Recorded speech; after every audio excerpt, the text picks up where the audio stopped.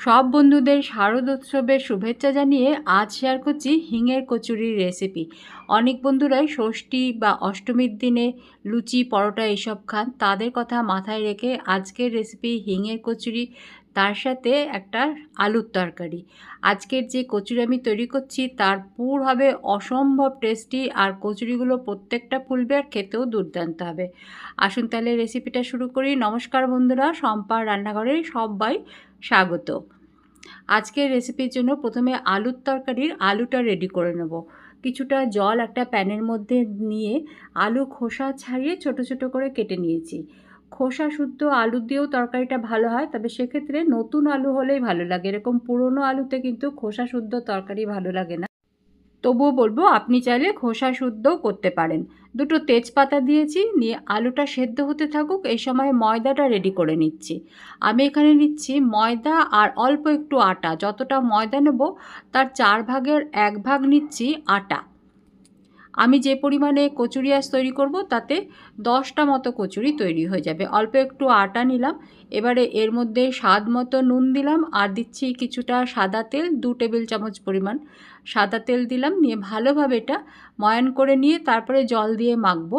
তবে কচুরি যদি অনেকক্ষণ ফোলা ফোলায় রাখতে চান, তবে এর মধ্যে একটা জিনিস মেশাতে হবে, তাতে কচুরিগুলো খেতে অসম্ভব টেস্টি হবে, আর মচমচেও হবে, আর অনেকক্ষণ ফোলা ফোলা থাকবে। তার জন্য আমি যতটা আটা নিয়েছি তার হাফ নিলাম সুজি। এবারে সমস্ত শুকনো উপকরণগুলো একটু ভালোভাবে মাখিয়ে নিয়ে তারপরে এর মধ্যে অল্প অল্প জল দিয়ে একটু শক্ত ডো তৈরি করে রেখে দেবো।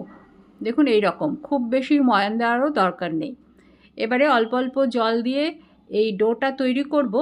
তবে ডো কিন্তু এখনই মসৃণ করব না, একটু জড়ো করে আমি রেখে দিচ্ছি। এতে কচুরিগুলো খেতে কিন্তু ভীষণ ভালো হবে, বেলতেও সুবিধা হবে। আগে একটু জড়ো করে রেখে দিচ্ছি ঢাকা দিয়ে, তারপরে বাকি কাজগুলো করে নিয়ে এই ময়দাটা কিন্তু তখন একদম প্লেন করে নিতে খুব বেশি পরিশ্রমও লাগবে না, আর ময়দাতে একটা এক্সট্রা একটা নমনীয়তা আসবে।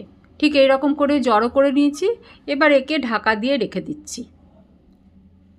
10-15 মিনিট ঢাকা দেওয়া থাকলেই কিন্তু এই ময়দার ডোটা খুব সুন্দরভাবে সেট হয়ে যাবে।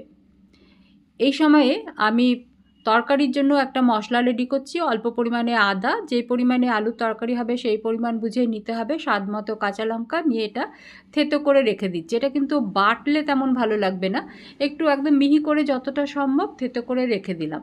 এতক্ষণে আলুও সেদ্ধ হয়ে গেছে। দুটো তেজপাতা এর মধ্যে দিয়ে দিয়েছিলাম যাতে তরকারির মধ্যে বেশ সুন্দর একটা গন্ধ আসে। আলু পুরোপুরি সেদ্ধ হয়ে যাওয়ার পরেই এর মধ্যে দিয়ে দিচ্ছি খুব সামান্য একটু হলুদের গুঁড়ো। এই তরকারিতে বেশি হলুদ দিয়ে দিলে কিন্তু স্বাদটা অন্যরকম হয়ে যায়। খুব সামান্যই দিলাম, 1 চুটকি মতো। এর মধ্যে দিচ্ছি 1/2 টিস্পুন জিরের গুঁড়ো আর 1/2 টিস্পুন ধনের গুঁড়ো। এই সমস্ত মশলা দিয়ে আরও 1 মিনিট ফুটিয়ে নেব। তারপরে এই তরকারিতে আমি ফোড়নটা দেব। 1 মিনিট জিরে গুঁড়ো, ধনে গুঁড়ো, হলুদ গুঁড়ো মেশানোর পরে ফুটিয়ে নিলাম। এবারে একটা কড়াই বসালাম। এর মধ্যে দিয়ে দিচ্ছি সর্ষের তেল। 1 টেবিল চামচ পরিমাণ সর্ষের তেল দিলেই হবে। তেল ভালোভাবে গরম হয়ে গেলে এর মধ্যে দিচ্ছি 1/2 টিস্পুন 5 ফোড়ন আর একটা শুকনো লঙ্কা। এই তরকারিতে হিং দিলেও ভালো লাগে, তবে আমি কচুরিটা হিঙের বানাবো, সেই জন্য দুটো স্বাদ যাতে ব্লেন্ড না হয়ে যায়, সেই জন্য একটু আলাদা আলাদা স্বাদ হলে ভালো লাগবে। সেই জন্য আর এর মধ্যে হিং দিলাম না। থেতো করে রাখা আদা আর কাঁচা লঙ্কাটা দিয়ে দিলাম। এটা 1 মিনিট মতো একটু ভেজে নিচ্ছি নাড়াচাড়া করে। তারপরে এর মধ্যে আগে থেকে সেদ্ধ করে রাখা আলুটা দিয়ে দেবো, জল শুদ্ধই। আলু সেদ্ধ করার সময় আমি অল্প নুন দিয়েছিলাম, এখন প্রয়োজন পড়লে আরেকটু দিতে পারি। একটু ফুটিয়ে নেব। অনেকে এর মধ্যে মিষ্টি দিলেও দিতে পারেন, তবে আলু তো একটু মিষ্টি মিষ্টি হয়, সেই জন্য আর আমি মিষ্টি দিচ্ছি না। দেখে নিচ্ছি, যদি নুন কম থাকে দেব। আর আলুগুলো একটু একটু থেতো করে দেব। খুন্তি বা হাতার সাহায্যে অল্প অল্প থেতো করলেই হবে, খুব বেশি থেতো করার দরকার নেই, তাহলে ঝোলটা বেশি ঘন হয়ে যাবে। এই যে আমি দিলাম অল্প অল্প থেতো করে, তাতেই কিন্তু এই ঝোলের মধ্যে একটা বডি আসবে। এটা অন্য একটা বাটিতে ট্রান্সফার করে দিলাম, নিয়ে সঙ্গে সঙ্গে ঢাকা দিয়ে দেবো, নাহলে এটা একদম ঘন হয়ে যাবে। দেখুন ঠিক এরকম হয়েছে, পরিবেশনের সময় একদম পারফেক্ট হয়ে যাবে। এটা ঢাকা দিয়ে রেখে দিলাম। এবারে চলে আসছি কচুরিগুলো বানানোর জন্য। একটা বাটির মধ্যে এখানে আমি নিয়ে নিচ্ছি 100 গ্রাম ছাতু। আমি যতগুলো কচুরি বানাচ্ছি তার জন্য এতটা ছাতু লাগবে না। আমি একটু বেশি করে পুর বানিয়ে রেখে দিচ্ছি, পুজোর সময় তো এটা ওটা বানাতেই লাগবে। তাই অল্প একটু লঙ্কার গুঁড়ো দিলাম, আর দিচ্ছি অল্প একটু বিট নুন, আর তার সাথে কিছুটা আমচুর পাউডার, আর এর মধ্যে দেবো স্বাদ মতো নুন। শুকনো উপকরণগুলো আগে মিশিয়ে নেব। ভাবছেন হিংটা কখন দেব? আজকে আমি যেভাবে পুরটা রেডি করে দেখাচ্ছি, একবার এইভাবে বানিয়ে দেখবেন, অসম্ভব ভালো খেতে হবে আজকের কচুরি। ভালোভাবে এটা মিশিয়ে নিয়েছি। এবারে অন্য একটা প্যান বসালাম, তড়কা প্যানেই করে নিচ্ছি। অল্প একটু সর্ষের তেল গরম করে নিচ্ছি। তেলটা যখন অল্প অল্প গরম হয়েছে সেই সময় এর মধ্যে দিয়ে দিলাম 1 চা চামচ গোটা জিরে। জিরেটা আস্তে আস্তে একটু লাল লাল যখন ভাজা হয়েছে তখন গ্যাস অফ করে দিলাম। নিয়ে এর মধ্যে দিয়ে দিচ্ছি হিং, বেশ পরিমাণ মতো, আমি 1/2 টিস্পুন হিং দেবো এর মধ্যে। এবারে এগুলো ভালোভাবে একবার নাড়াচাড়া করে নিচ্ছি। নিয়ে এইটা আমি আমি ছাতুর পুরটা রেডি করে রেখেছি, মানে হাফ ডান করে রেখেছি, তার মধ্যে দিয়ে দেবো। জিরেটাও বেশ ভাজা ভাজা হয়ে যাবে, হিংটাও একটু ভাজা হবে, একেবারে কাঁচা কাঁচা থাকবে না, আর পুরে অসম্ভব ভালো একটা টেস্ট আসবে। সমস্ত জিরেগুলো ভালোভাবে এর মধ্যে মিশিয়ে দিলাম। এই যে হিং যদি একটু দলা পাকিয়ে যায় ভাজার পরে তাহলে কোনো অসুবিধা নেই, এটা হাত দিয়ে একটু ডললেই কিন্তু গুঁড়ো গুঁড়ো হয়ে যাবে। দেখুন ঠিক এই রকম, কোনো অসুবিধা নেই। এবারে ভালোভাবে এগুলো মিশিয়ে নিচ্ছি। তারপরে একটু জল দিয়ে একটু শক্ত করে, মানে শক্ত যেমন ডো হয় সেরকম করে মেখে রাখবো, খুব বেশি পাতলা নয় কিন্তু। দেখিয়ে দিচ্ছি আমি। তবে একবারে জলটা দেবেন না, মোটামুটি 1/2 কাপ মতো জল তো লাগবেই, তবুও একটু বুঝে বুঝেই জলটা মেশাতে হবে। এরকম করে জল মিশিয়ে মিশিয়ে ঠিক এই রকম একটা আমি ডো রেডি করেছি। দেখুন একদম ঝুরঝুরেও নয়, আবার একদম মানে রুটি করার মতো নয়, কিন্তু একটু শক্ত। ছোট ছোট কয়েকটা বল তৈরি করে রাখবো। আপনি যেরকম সাইজের কচুরি চাইছেন, ছোট্ট ছোট্ট কচুরি হলে দেখতে ভালো লাগে, তবে অত সময় তো এখন কারোর হাতে থাকে না, তাই একটু বড় সাইজের করে দিচ্ছি। আমি এই রকম গোল গোল করে নিলাম কয়েকটা, বাকিটা রেখে দিলাম, আগেই বলেছি এটা আমি রেখে দেবো ফ্রিজে। এবারে ময়দাটা দেখে নিচ্ছি। দেখুন কেমন সুন্দর এর মধ্যে একটা নমনীয়তা চলে এসেছে।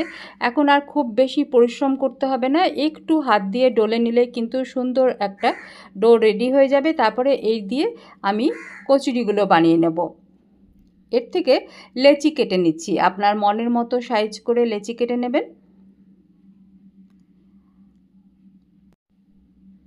তারপরে দু হাতের তালুর সাহায্যে একটু চেপে চেপে সুন্দর, মানে বেশ মসৃণ করে গোলটা তৈরি করবেন, যাতে বেশি ক্র্যাক না থাকে এর মধ্যে। না হলে বেলতে বা ভাজতে গিয়ে কচুরিগুলো ফেটে গিয়ে পুর বেরিয়ে যাবে, সমস্ত তেল নষ্ট হবে। এবারে একটা করে লেচি নিয়ে দু হাতের আঙ্গুলের সাহায্যে এরকম একটা বাটির মতন করে নিলাম। মাঝখানটা খুব বেশি পাতলা করার দরকার নেই, সাইডের ওয়ালগুলো তুলে তুলে এরকম করে একটা বাটি করে নিলাম। নিয়ে একটা এরকম পুরের গোলা এর মধ্যে দিয়ে এইভাবে সিল করে দিতে হবে। ভালোভাবে এটা সিল করতে হবে, কোথাও যেন এটা মানে ফেটে না যায়। এরকম করে করে নিয়ে তারপরে আবারও হালকা হাতে এবারে সুন্দর করে একটা গোল তৈরি করে রেখে দিচ্ছি। পুর ভরা মানে লেচিগুলো তৈরি হয়ে গেল। দেখুন কোথাও কিন্তু ক্র্যাক নেই। ঠিক এইভাবে এটা তৈরি করবেন। এই পুরগুলো ভরার সময়ে একটু খেয়াল করবেন, আর বেলার সময় সামান্য একটু নজর রাখলেই কিন্তু কচুরিগুলো একটাও ফাটবে না, প্রত্যেকটা ফুলে ফুলে উঠবে। আরেকটাও দেখিয়ে দিচ্ছি, ঠিক এইরকম করেই একটা বাটি তৈরি করবেন। মাঝখানটা বেশি পাতলা করবেন না, সাইডগুলো তুলে তুলে একটা বাটি তৈরি করে নেবেন। নিয়ে একটা পুর ভরে আবারও আগেরটার মতোই সিল করে দেবেন। হয়ে গেছে আমার, এখানে আমার 9টা আজকে কচুরি তৈরি হবে।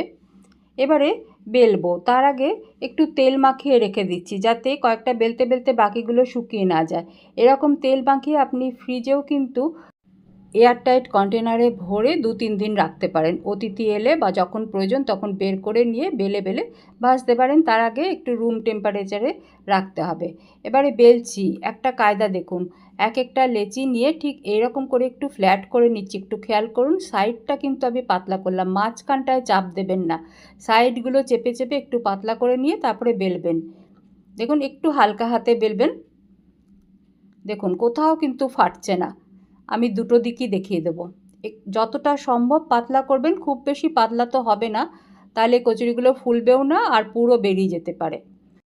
আর বেলার আগে ওইভাবে আমি যেভাবে দেখালাম সেরকম হাত দিয়ে একটু ফ্ল্যাট করে নিলে পুরটা কচুরির চারপাশে সমানভাবে ছড়িয়ে যাবে। দেখুন ঠিক এরকম পাতলা হয়েছে।